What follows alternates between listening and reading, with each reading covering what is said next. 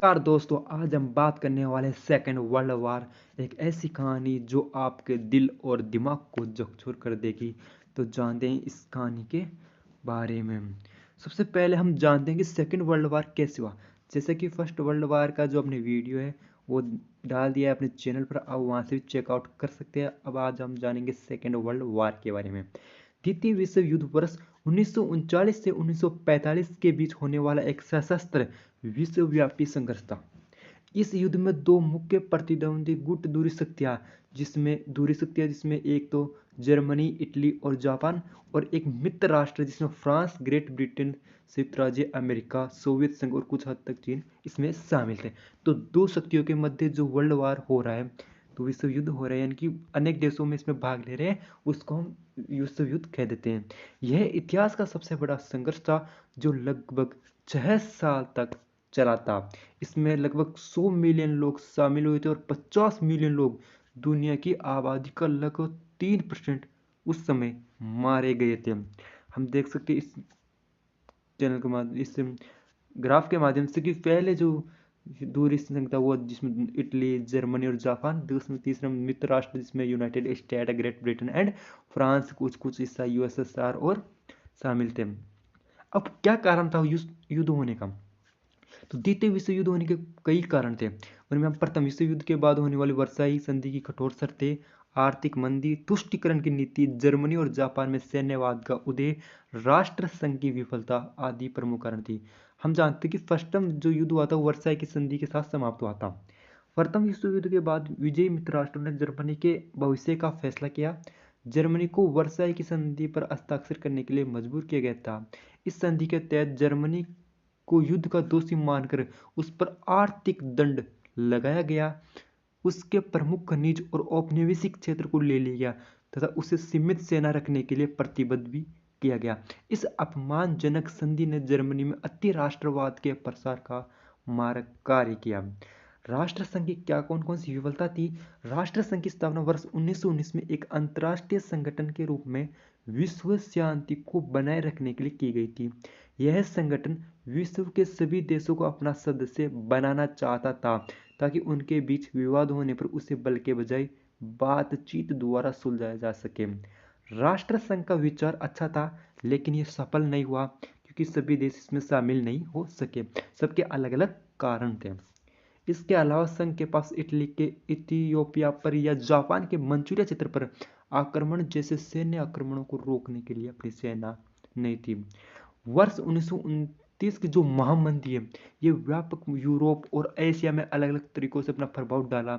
Europe की अधिकांश राजनीतिक जो शक्तियाँ थी, जैसे इटली, जर्मनी, स्पेन आदि अधिनायकवादी और साम्राज्यवादी सरकारों में स्थानांतरित हो गई थी।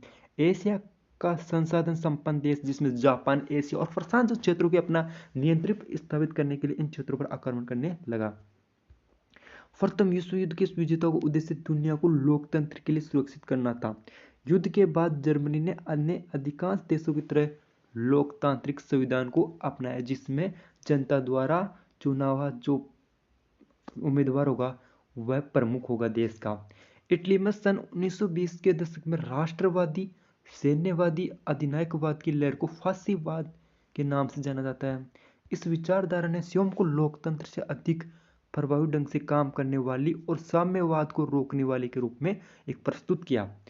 बेनिटो मुसोलिनी द्वारा वर्ष 1922 में इटली में इंटरवार अवधि के दौरान फैली फासीवादी तानाशाही सरकार की स्थापना भी की गई थी। अब नाजीवाद का जो उदय हुआ, जिसमें German national socialist Nazi party के नेता एडोल्फ हिटलर ने फासीवादी की नस्लवादी विचारधारा का प्रचार किया। हिटलर ने वर्साई की संधि को पलट देने, जर्मनी की समृद्धि, धन और वैभव को पुनः बहाल करने और जर्मन लोगों के लिए अतिरिक्त लेबन्सराम रहने की जगह जिसको कहते हैं को सुरक्षित करने का वादा किया। हिटलर वर्ष 1933 में जर्मन चांसलर बना और उसने आगे चलकर खुद को एक तानाशाह के रूप में स्थापित कर लिया। नाजी शासन ने वर्ष 1941 में स्लाव यहूदियों और हिटलर की विचारधाराओं के दृष्टिकोण से हीन समझे जाने वाले अन्य तत्वों के खिलाफ युद्ध शुरू कर दिया। तुष्टीकरण की नीति। हिटलर ने खुले तौर पर वर्साई की संधि का उल्लंघन किया और जर्मनी की सेना तथा हथियारों का गुप्त रूप से निर्माण शुरू कर दिया। हिटलर की गतिविधियों के बारे में ब्रिटेन और फ्रांस को पता था, लेकिन उन्हें लगा कि एक मजबूत जर्मनी ही रूस के साम्यवाद के प्रसार को रोक सकता है। इस तुष्टीकरण का म्यूनिख समझौता, जो सितंबर 1938 में एक प्रमुख उदाहरण था। इस समझौते में ब्रिटेन और फ्रांस ने जर्मनी को चेकोस्लोवाकिया के उन क्षेत्रों में प्रवेश करने की अनुमति दे दी जहां जर्मनी भाषा लोग रहते थे।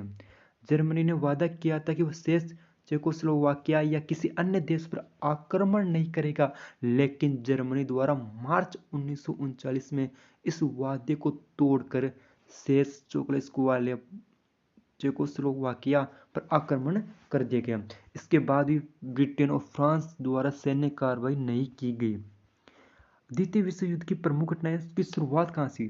अंतर्राष्ट्रीय तनाव, स्पेनिश गृहयुद्ध, जर्मनी और ऑस्ट्रिया का संघ, हिटलर द्वारा सुडेटेनलैंड पर कब्जा और चेकोस्लोवाकिया पर आक्रमण के 3 वर्षों में अत्यधिक बढ़ जाने के कारण दूरी, जिसमें 3 देश और मित्र शक्तियों के बीच संबंध बिगड़ने लगे।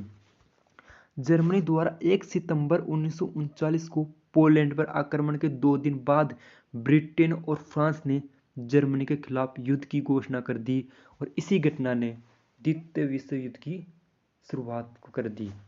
वाक युद्ध, सबसे पहले पश्चिमी जो यूरोपियन युद्ध पहले कुछ महीनों के दौरान बहुत शांत था। इस युद्ध को वाक युद्ध यानी फोन वार के रूप में जाना जाता है, यानी बातचीत के बाद में हल किया जा सकता है। इस दौरान युद्ध की तैयारियां जारी, लेकिन वास्तविक सैन्य संघर्ष बहुत कम हुआ। पश्चिमी यूरोपीय देशों के नागरिकों को सुरक्षित स्थानों पर पहुंचाया गया।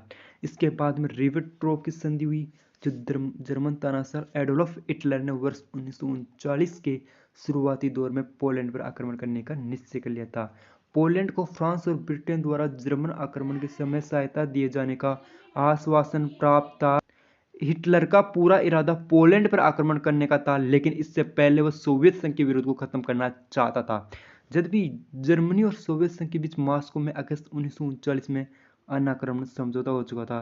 फिर इसके बाद शीतकालीन 1940 में युद्ध हुआ, जो जर्मनी में डेनमार्क नॉर्वे पर आक्रमण कर दिया था। इसके बाद फ्रांस का पतन होना स्टार्ट हो गया, जो 1930 युद्ध प्रणाली का सामना करना पड़ा। इसके बाद ब्रिटेन पर जर्मनी का आक्रमण हुआ 1940 में, और इसके बाद युद्ध का वैश्विक रूप, जो इसमें महाद्वीप ब्रिटेन को छोड़कर नाजी नियंत्रण के बाद युद्ध को वैश्विक स्तर पर ले जाया गया था।